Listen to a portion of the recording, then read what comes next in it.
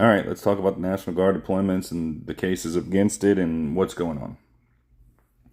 Currently, President Trump is trying to deploy the National Guard to a couple different cities, which he claims he is unable to enforce the law on.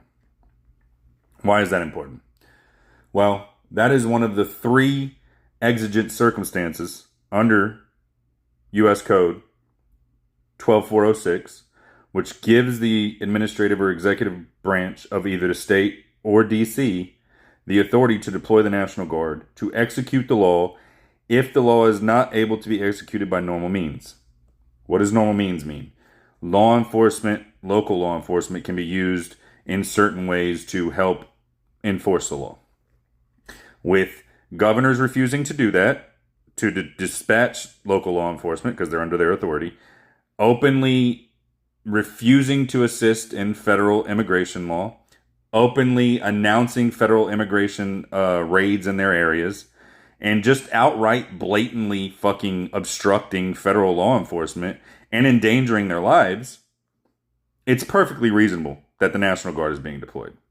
But that's not really the issue. The issue here is whether or not the courts have the authority to determine whether or not the reason that the president wants to deploy the National Guard is good enough or not. And the answer is very clearly the courts do not have the authority. And we know that because there have been 3 separate Supreme Court decisions on that exact fucking issue. In 1827, in Martin v. Mott, the U.S. Supreme Court determined that not only was it the express and exclusive fucking right of the U.S. president to determine whether or not an emergency has arisen that required the deployment of the National Guard, that decision was conclusive and that courts did not have the right to review it. In 1827, now, to be fair, they were talking about a militia then, same general concept.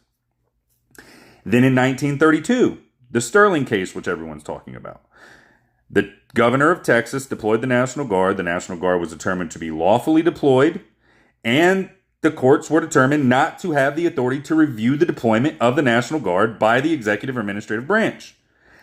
Again, in 1994, in Dalton v. Specter, we have 3 separate rulings on this issue.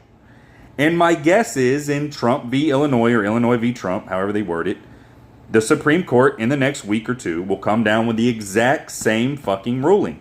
The only branch of government who can stop the president from deploying the National Guard is Congress, and they are MIA. The judiciary does not have the authority. The end.